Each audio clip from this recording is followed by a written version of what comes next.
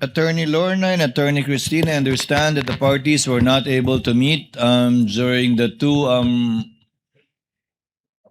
rainy days that parang tumangkad ka, Lorna. Oo nga po. Parang binigyan ako ng apple box dito.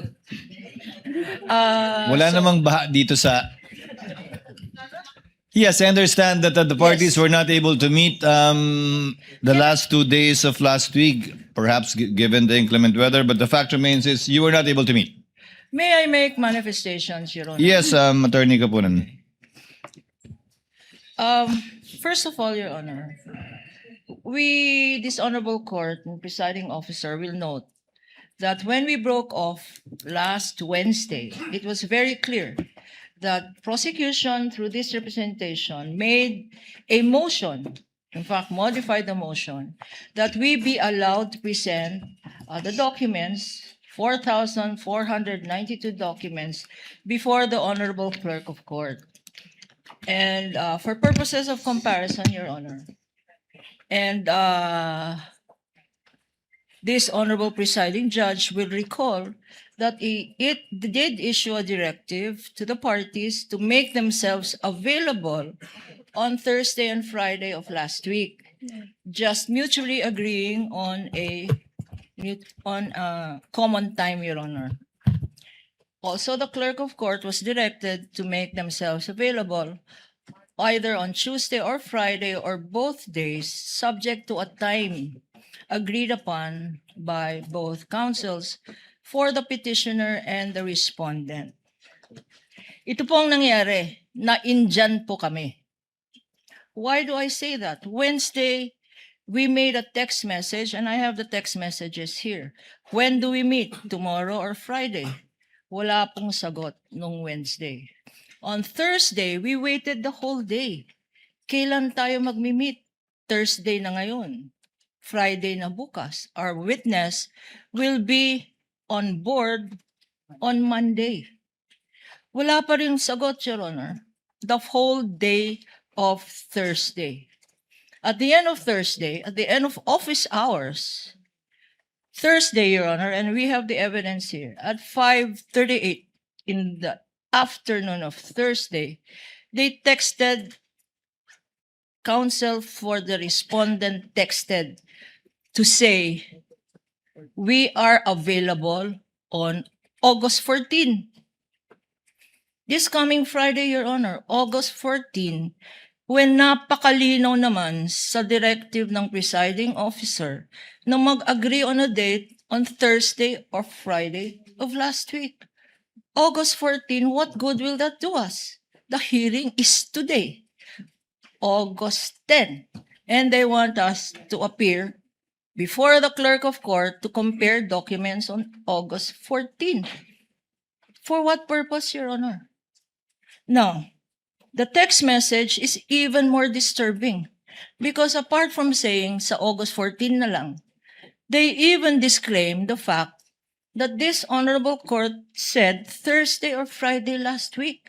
Wala naman daw sinabi ang presiding officer except to set a time, date, and time mutually agreed upon by the parties. That is bad faith, Your Honor, because sinabi ng presiding officer ang specific dates, Thursday or Friday last week.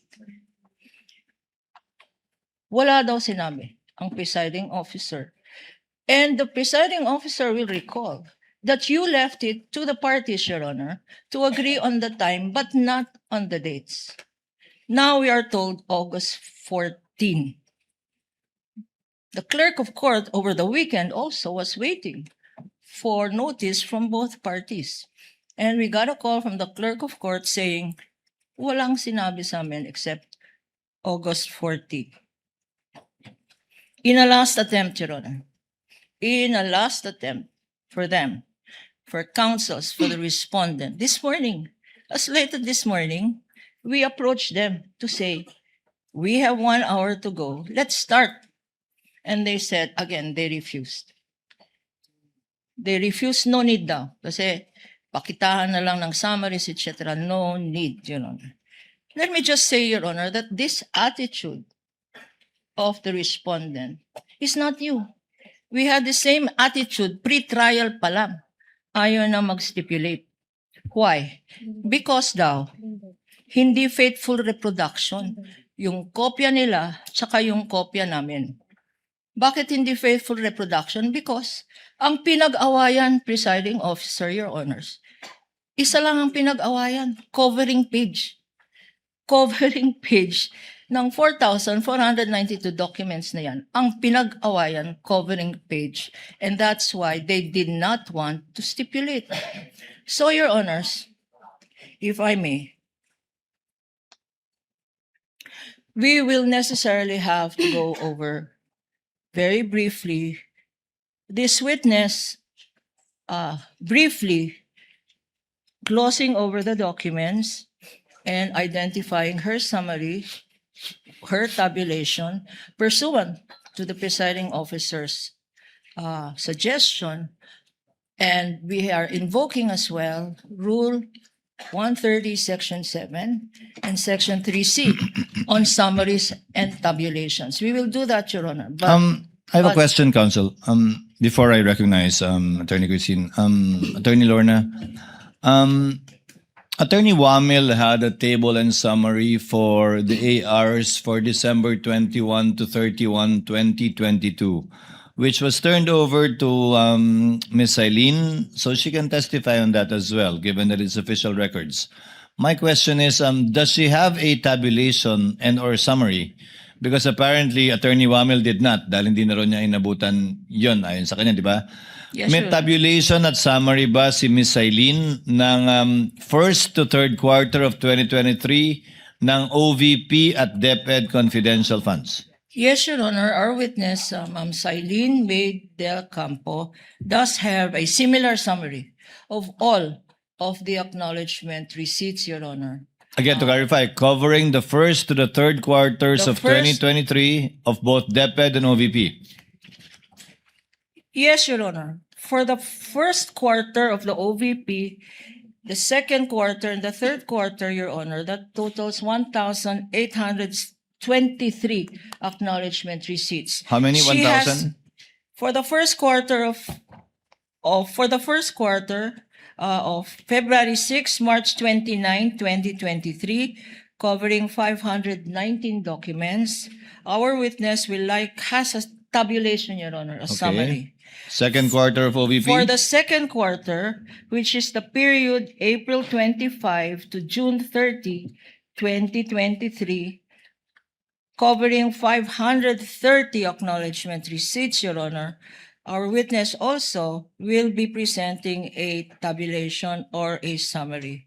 And for the third quarter of the Office of the Vice President, our witness will be presenting a tabulation for the periods July 14, September 30, 2023, covering 774 documents, Your Honor, totaling 1,823.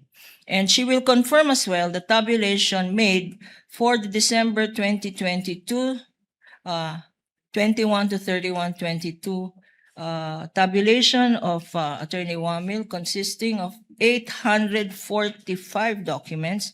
So for the Office of the Vice President, this witness will be presenting and identifying 2,668 acknowledgement receipts. Likewise, Your Honor, if I may continue. Counsel may, for the DepEd? For the DepEd, Your Honor, for the first quarter, covering the period February 20 to March 30, 2023, our witness has a tabulation of 561 acknowledgement receipts. For the second quarter, covering the period April 25 to June 30, 2023, our witness has a tabulation of 619 acknowledgement receipts.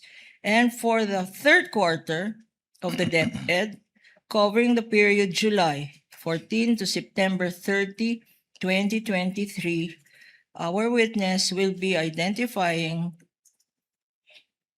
and as well the tabulation of 644 acknowledgement receipts, or for the DepEd, a total of 1,824 documents, which will bring us to 2,668 for the Office of the Vice President, 1,824 for the DepEd, totaling 4,492 documents, which counsel for the respondent refused, Your Honor, to stipulate on. We are now therefore constrained to present this witness and the tabulations before this honorable She can court. testify based on the tabulation that she has, again, in accordance with the ruling of the chair, citing Rule 130, Section 3C, in relation to Section 7, which is an exception to the original document rule. Your comment, Attorney Christine, before yes, we Your Honor. proceed? Just one more manifestation, Ah, Your Honor. With the kind indulgence of In Attorney addition to Christine. these tabulations, Your Honor, we will be presenting, but not identifying, we will be presenting folders containing these acknowledgement receipts so that the witness can flip over them, Your Honor. Just flip over them. And if counsel will say we are not given the opportunity first, they've been given the opportunity. They refused. And the reason being, number one, they don't have enough lawyers now. We heard on an interview that they did not have enough lawyers and could not schedule, could not follow the directive of the presiding officer. 15 lawyers for the defense, for the respondent. They did not have enough lawyers, nor the time to comply with the directive of this honorable presiding officer. Lastly, Your Honor, in any event, Your Honor, there is no denial of due process. They will have the opportunity when all of these documents are presented in a formal offer of evidence. That is their time to compare. That is their time to make their comments. That is their time to raise their objections, Your Honor, when it is formally offered in evidence in due course. Thank you, Your Honor. The chair notes the manifestation of Attorney Lorna and her point with respect to the respondent having the opportunity to comment once formal offer has been made is well taken. Attorney Christine, yes, your comment, ma'am? Your Before we Honor, proceed? Yes, Your Honor, please. I would like to thank the good counsel for their willingness to explore or to implement Rule 130, Section 7. At least we have aligned with what we are expected to do before this honorable court. In fact, Your Honor, earlier this morning, I was asked by one of her partners about the comparison. And I actually told her partner, Attorney Lazaro, Attorney, we don't even need to compare the exhibits in order to expedite the proceedings. Because first of all, that's the authenticity of the exhibits is something is something that the court will have to decide. And the court will only decide on that after the prosecution has already submitted their offer of evidence, and that will be subject to our comment. And there's no need for us to actually compare the exhibits just so we can arrive at a stipulation that this and that are the same. And also, Your Honor, with regard to the identification of the witness of the exhibits, that goes into the witness competence. No, we did not stipulate here in open court that the witness is competent to identify the exhibits, Your Honor, kasi hindi naman ho namin kilala ho yung taga-COA. Pangalawa, we don't know the extent of her examination of the documents. Pangatlo, she just assumed the work of Mr. Wamil. So, mahirap naman po sabihin nun ng kliyente namin, sige, okay na, we payag na kami, she can identify the exhibit, she knows all of those, she has examined all of those. Precisely, that's the duty of the counsel to do in open court. Now, there's Rule 130, Section 7, and for those of you who are litigating before the CTA, you already know this rule, that a witness can testify based on a summary, and that would actually show that he's competent to testify on the exhibits by reason of the summary that she made. And that would attest that she has examined all of the documents that are contained in the summary. That's why yun po yung sinuggest ko sa counsel ng kabila. Sabi ko, we will not even object, attorney, as to how many exhibits you will identify or you will have as samples, kahit 10 per quarter or kahit 100 or kahit wala. Diba? If you check Rule 130, Section 7, hindi naman ho ni-require na isa-isahin ho yun. At hindi ho nire-require, Your Honor, na kailangan ho namin mag-stipulate on the exhibits, on the authenticity, so that they can use Rule 130, Section 7. And if properly done po, Your Honor, I think they can identify or they can finish all 1 quarter in less than 10 minutes.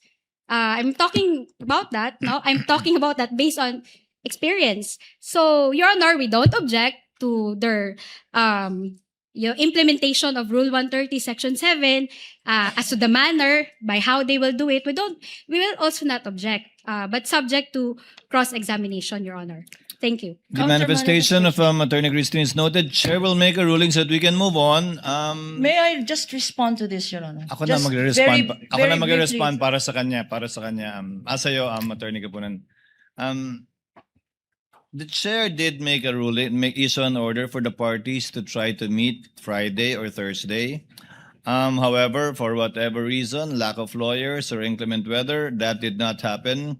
Chair would just like to correct, hindi ka Attorney Lorna ininjan, baka ginost ka. Kasi hindi ka sinagot eh. Pero hindi ka ininjan, wala namang pinag-usapan date pa eh. Inignore. Ghost na nga eh. Ghost Ginost, bago ngayon. ginost. Hindi na. Ghost na yung bagong. Ghosting. But having said that, Ghosting. the chair notes, because the chair also inquired, that given what happened in the pre-trial, wherein the copies of the exhibits marked by the respondent, no copies were retained by the court. So the chair would like to request the counsels for respondent to kindly furnish the court with a copy of the marked pieces of evidence during pre-trial. Kasi apparently meron kaming pre-marked pieces of evidence from the prosecution, but not all the pre-marked pieces of evidence from the respondent. So in lieu of meeting, kindly just submit that, Attorney Christine, so that we can do the comparison ourselves, either as a court or through the individual senator judges. We will comply, Your Honor. Kindly do that within the day or at the latest tomorrow. If you have it with you, within the day. If not, at the latest tomorrow. So that whatever may happen, the court will already have a copy of these pre-marked documents. In relation to Ms. Eileen, as stated by Attorney Christine already, they will not object to the presentation of a table and or summary citing Rule 130, Section 7 in relation to 3C. Therefore, we may proceed with her and hopefully be able to finish also Ms. Pareja today. Counsel, can you proceed? Your Honor, please, can I just make a brief manifestation? Yes, Attorney Kapunan. While really, indeed, Section 7, Rule 130 is applicable, may we note that this summary, Your Honor, is being used to establish the rulings, the provision says, when the facts sought to be established is only the general result of the whole. So that summary will just establish the fact that these were the very same documents given by the defense counsel to the COA, Your Honor. And that these were the And- very same documents or ARs used by the COA in coming out with the respective issuances that they did. Yes, To Your include the Honor. And AOMs, so the notices of therefore, suspension, and the notice of disallowance. if we can get that from, because we don't want to be held in ambush with subsequent witnesses who will use some portions of this acknowledgement receipts for subsequent witnesses, Your Honor, who we have subpoenaed for this impeachment proceedings, Your Honor. They might say, and I don't want to speculate, or I don't want to, anyway, ghosting ba yun? I don't want to anticipate the strategy, but we will have subsequent witnesses who will testify to specific acknowledgement receipts, Your Honor. And they might say, you did not identify them, you only identified the summaries. So, Your Honor, if we can get a stipulation now from counsel for the defense that when a acknowledgement receipt is presented through another witness, Your Honor, they will not object because precisely they stipulated that the summary Counsel, again, let's abbreviate the proceedings. That's always subject to cross. subject If you to present cross, a Your Honor. document and their copy says otherwise, then they can confront the witnesses during cross-examination as to the difference of that document. But if not, then I guess they will skip crossing the witness on that point. As an implied admission that indeed the document she based it on or the document she testified on is indeed the same copy as what they do. But by that time, counsel, we will have a copy already of both documents and the court can In make the fact- appropriate ruling at the appropriate time. One last, Your Honor. One Yes, Attorney last. Kapunan. Attorney Lorna. We would have preempted. We would have saved this honorable court considerable time if they just agreed to use their documents. We don't need even this clerk of court, even the presiding officer, even the honorable judges don't need to make comparison. We are amenable to use the defense exhibits, Your Honor. Attorney may I- Lorna. Because these exhibits, Your Honor. Attorney Lorna, the chair considered that too when you made that manifestation. However, as I said, given the fact that we don't have a copy, I guess you don't have a copy too of their exhibits. So they Can would I have to sift through each and every exhibit marked with their own marking to look for, let's say, a particular name in the AR. So once we get the copy, we will furnish you with a copy and you can use that copy if you wish at the appropriate time as well. So asking for a copy will solve many issues, Attorney Lorna. Attorney We- Christine, we- yes, you Yes, want to... quick reply, Your Honor. Actually, it doesn't matter if they will use our own exhibits, Your Honor. It doesn't even make their witness competent. That is why we are here in open court to establish the competence. So kahit pagamitin ho namin yung exhibit namin, kung hindi naman ho competent yung witness nyo to identify those exhibits, it will still be a waste of time. It will be useless. Thank you for that, counsel. Let's now move on.